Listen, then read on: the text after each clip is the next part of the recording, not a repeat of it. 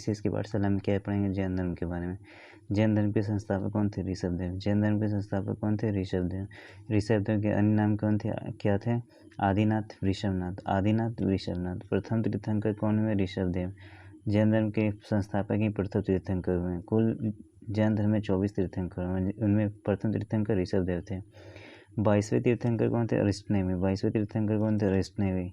ऋषभदेव एवं अरिष्टनेमी, पहले और 22वें दोनों का उल्लेख ऋग्वेद में मिलता है। ये बहुत ही इंपॉर्टेंट क्वेश्चन है, बहुत ही इंपॉर्टेंट टॉपिक है कि 22वें तीर्थंकर अरिष्टनेमी जो और ऋषभदेव दोनों का उल्लेख कहाँ मिलता है, ऋग्वेद में मिलता है। ठीक है। अरिष्टनेमी को भगवान कृष्ण के संबंधी के रूप में भी कहा गया है। भगवान कृष्ण के, इन्हें भगवान कृष्ण के संबंधी के रूप में माना गया है, रिलेटिव थे, ये भगवान कृष्ण के रिलेटिव थे। अरिष्टनेमी क्या थे, भगवान कृष्ण के रिलेटिव थे। तीर्थंकर, तीर्थंकर का अर्थ क्या होता है, अब हम जानते हैं कि तीर्थंकर, अब हम ये जानेंगे कि तीर्थंकर का अर्थ क्या होता है। तीर्थंकर का अर्थ दुख से परे संसार रूप सागर को पार कराने वाला। संसार जो दुख से परे है, मतलब दुखों से भरा हुआ है, उस सागर को पार कराने वाला क्या कहलाता है, उस क्या कराने वाला क्या कहलाता है, तीर्थंकर कराता है। दुख से परे संसार को, सागर को पार कराने वाला या पार करने का मार्ग दिखाने वाला को तीर्थंकर कहते हैं।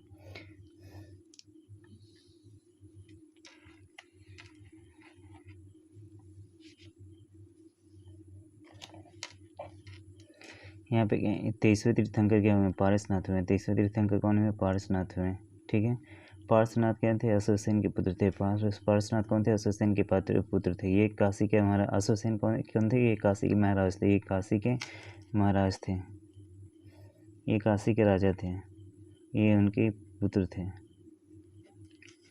ये इक्ष्वाकु वंशीय राजा थे, ये अश्वसेन इक्ष्वाकु वंशीय राजा थे। 30 वर्ष की अवस्था में इन्होंने संन्यास लिया। पार्श्वनाथ ने 30 वर्ष की अवस्था में संन्यास लिया। महावीर स्वामी ने भी 30 वर्ष की अवस्था में संन्यास लिया। शिक्षा की बात करें तो इन्हें सम्यक पर्वत पे, यहाँ इन्हें सम्यक पर्वत पे ज्ञान की प्राप्ति हुई थी। इन्हें सम्यक पर्वत पे ज्ञान की प्राप्ति हुई तथा 100 साल की उम्र में सम्यक पर्वत पे ही इनका देहांत हुआ। इनको ज्ञान की प्राप्ति भी सम्यक पर्वत पे हुई और इनका देहांत भी सम्यक पर्वत पे ही हुआ। सम्यक पर्वत कहाँ है, झारखंड में। सम्यक पर्वत कहाँ है, झारखंड में हुआ। इन्होंने इनका शिक्षा या उपदेश, 4 उपदेश दिए इन्होंने, जिसे चतुरायन कहा गया है। पहला, हिंसा न करना, सदा सत्य बोलना, चोरी न करना, संपत्ति न रखना। पहला क्या है, हिंसा न करना। पहला क्या है, हिंसा न करना। दूसरा, सदा सत्य बोलना। तीसरा, चोरी न करना। चौथा, संपत्ति न रखना। इसे चतुरायन कहा गया, इसे चतुरायन कहा गया। ठीक है। ज्ञान की प्राप्ति के बारे में पार्श्वनाथ भगवान की ज्ञान की प्राप्ति के बारे में आपको बताएं कि इन्हें ज्ञान की प्राप्ति कहाँ हुआ था, सम्यक पर्वत झारखंड में हुआ था। इन्हें ज्ञान की प्राप्ति कहाँ हुआ था, सम्यक पर्वत झारखंड में हुआ था। ठीक है। 24वें तीर्थंकर कौन थे, महावीर स्वामी। 24वें तीर्थंकर कौन थे, महावीर स्वामी, एवं ये क्या थे, अंतिम तीर्थंकर थे। और जैन धर्म के वास्तविक संस्थापक भी यही थे। जैन धर्म के वास्तविक संस्थापक भी महावीर स्वामी ही थे।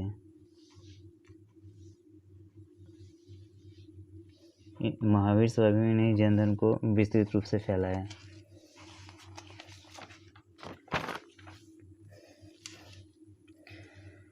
अब अभी जैन धर्म, ठीक है, अभी हमने पढ़ा कि जैन धर्म का संस्थापक क्या थे, ऋषभदेव। ऋषभदेव और अरिष्टनेमी का उल्लेख ऋग्वेद में है। ठीक है। ये पहले थे, ये 22वें थे। अरिष्टनेमी को कृष्ण के संबंधी के रूप में भी दिखाया गया है या माना गया है कि ये कृष्ण के संबंधी थे।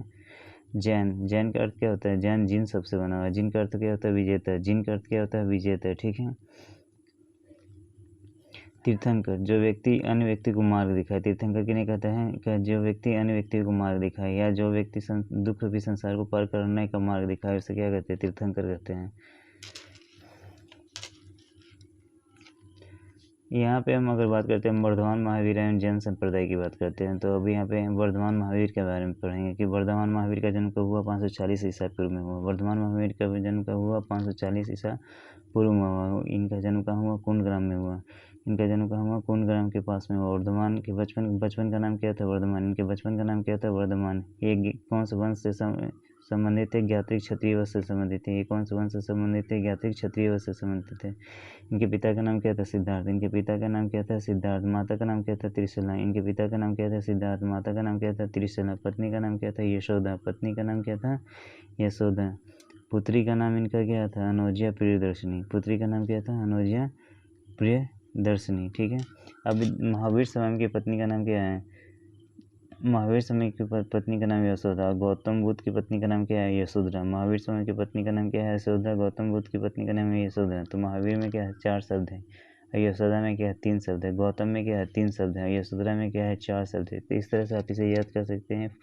43 ऐसे 34 43 34 अब इस तरह से आप याद कर सकते हैं कि महावीर में 4 अक्षर है, यशोदा में 3 अक्षर, गौतम में 3 अक्षर, यशोधरा में 4 अक्षर है। या इस तरह से आप याद कर सकते हैं कि महावीर स्वामी की पत्नी का नाम महावीर स्वामी बड़ा नाम है, मतलब महावीर स्वामी में 4 अक्षर हैं, यशोदा में 3 अक्षर हैं। अगर गौतम के नाम लेते हैं या बुद्ध का नाम लेते हैं तो गौतम में 3 या बुद्ध में 2 अक्षर हैं, यशोधरा में 4 अक्षर है। ठीक है। इस तरह से आप इस कन्फ्यूजन को दूर कर सकते हैं। जामाली कौन था?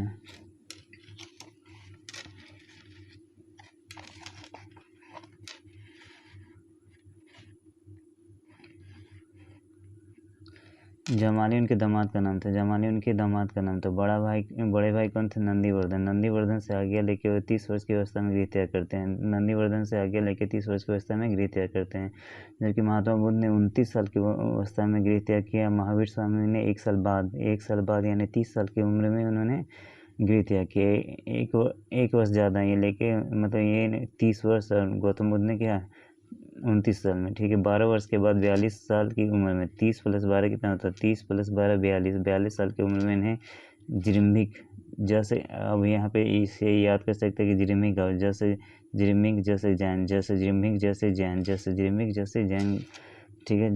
इन्हें जिरिम्बिक ग्राम के पास रिजुपालिका नदी के तट पर साल वर्ष के नीचे केवली को प्राप्त हुए। ठीक है। उन्हें ज्ञान की प्राप्ति हुई। महावीर स्वामी को कौन से वृक्ष के नीचे ज्ञान की प्राप्ति हुई थी? साल वृक्ष के नीचे। जबकि गौतम बुद्ध को कौन से वृक्ष के नीचे? पीपल वृक्ष के नीचे। महावीर स्वामी को रिजिपालिका नदी के तट पर हुआ था ज्ञान की प्राप्ति, जबकि गौतम बुद्ध को निरंजना नदी के तट पर हुआ था। महावीर स्वामी को जिरिम्बिक गांव के समीप हुआ था, जबकि गौतम बुद्ध को उर्वेला, जो बोध गया के नज़दीक है, वहाँ पे हुआ था। केवल्य प्राप्त करने के बाद वो क्या कहलाए? जीन कहलाए। केवल्य प्राप्त करने के बाद वो क्या कहलाए? जीन कहलाए। महावीर। ठीक है। अब महावीर के ये 5 नाम हैं। महावीर 5 नामों से प्रचलित है। पहला जीन। जीन का मतलब होता है विजेता। जीन का मतलब क्या होता है? विजेता है। जीन मतलब जिसने जीत लिया हो, यानी विजेता। अहर्त मतलब पूज्य, जो सबसे पूज्य हो। अहर्त मतलब क्या है? जो पूज्य। निर्ग्रंथ मतलब बंधन नहीं। निग्रंथ मतलब जिसका कोई बंधन ना हो, इसे कहते हैं निर्ग्रंथ कहते हैं। केवल जिससे ज्ञान प्राप्त हो। केवल क्या होता है? जिससे ज्ञान प्राप्त हो। नाथपुत की बात अगर करते हैं, बौद्ध साहित्य में इन्हें नाथपुत कहा गया है। बौद्ध साहित्य में इन्हें नाथपुत कहा गया है। ठीक है। बौद्ध साहित्य में इन्हें नाथपुत कहा गया है। तो क्वेश्चन में पूछता है कि बौद्ध साहित्य में नाथपुत किसे कहा गया है? तो महावीर स्वामी को। अब निधन की बात करते हैं तो 72 साल की उम्र में इनका निधन होता है। निधन की बात करते हैं तो 72 वर्ष की उम्र में इनका निधन होता है, जबकि गौतम बुद्ध का निधन 80 साल की उम्र में होता है। ठीक है। इनका निधन पावापुरी राजगिरी। पावापुरी कहाँ है? राजगिरी, यानी अभी वर्तमान में कहाँ है? नालंदा में मल के शासक सुस्तपाल के राज में हुआ। मल के शासक सुस्तपाल के राज में हुआ।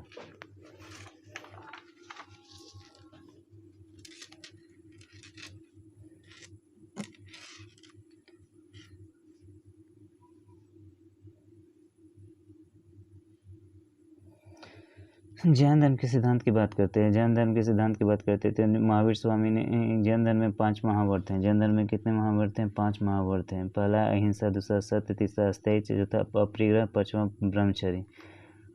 ठीक है। अहिंसा, सत्य, अस्थेय, अपरिग्रह, ब्रह्मचर्य। पहला जो 4 जिसे चतुरायन धर्म कहा गया, पहला 4 जिसे चतुरायन धर्म कहा गया, इसे पार्श्वनाथ ने दिया। ये 23वें तीर्थंकर थे। ये कौन से तीर्थंकर थे? 23वें तीर्थंकर थे। इन्होंने 4 दिया। महावीर स्वामी ने 5वां महाव्रत दिया, जिसे ब्रह्मचर्य कहा गया। महावीर स्वामी ने क्या दिया? कौन सा महाव्रत दिया? 5वां महाव्रत दिया, जिसे क्या कहा गया? ब्रह्मचर्य कहा गया। अहिंसा का मतलब होता है हिंसा नहीं करना। हिंसा प्लस अहिंसा है, मतलब अगर लग गया तो ना हो जाता है, मतलब हिंसा ना करना है। अहिंसा। सत्य, झूठ ना बोलना। सत्य क्या होता है? झूठ ना बोलना। अस्थेय में भी है। अस्थेय का मतलब क्या होता है? चोरी। लग गया तो मतलब चोरी ना करना। अस्थायी मतलब चोरी ना करना। अपरिग्रह, परिग्रह मतलब संपत्ति अर्जित करना। परिग्रह मतलब क्या था, संपत्ति अर्जित करना। अगर इसमें अ लग गया तो मतलब संपत्ति अर्जित नहीं करना। परिग्रह का मतलब संपत्ति अर्जित करना, अपरिग्रह का मतलब संपत्ति अर्जित नहीं करना। ब्रह्मचर्य, इंद्रिय का निग्रह करना, यानी इंद्रिय का निग्रह करना यानी ब्रह्मचर्य जीवन को पालन करना। इन्हें 5वां महावर्त किसने दिया, महावीर स्वामी ने। बाकी 4 महावर्त किसने दिया, पार्श्वनाथ ने दिया। ठीक है, तो इस तरह से आप देखते हैं कि पहला 4 किसने दिया, हम पार्श्वनाथ ने दिया। पहला 4 किसने दिया, 5वां महावर्त महावीर ने दिया। अनुव्रत की बात करते हैं कि अब अनुव्रत मतलब ये इसमें महावर्त था। अनुव्रत किसके, गृहस्थ जीवन में जो किसान थे, स्त्रियां थी, उनके लिए अनुव्रत कर दिया गया। अनुव्रत गृहस्थ जीवन में रहने वाले जैनियों के लिए था। ये मतलब इनकी अपेक्षा बहुत ही ये 5 महाव्रत बहुत ही कठोर थे, पर ये मतलब उतने कठोर नहीं थे। अनुव्रत उतने कठोर नहीं थे, ये जो लोग गृहस्थ जीवन में थे उनके लिए था। महावीर स्वामी ने अहिंसा पर सर्वाधिक बल दिया। महावीर स्वामी ने अहिंसा पर सर्वाधिक बल दिया, जिससे उन्होंने कृषि एवं युद्ध को प्रतिबंधित किया। महावीर स्वामी ने अहिंसा पर सर्वाधिक बल दिया, इसके चलते उन्होंने कृषि और युद्ध को प्रतिबंधित किया। मतलब जैन लोग कृषि नहीं कर सकते थे और युद्ध नहीं कर सकते थे।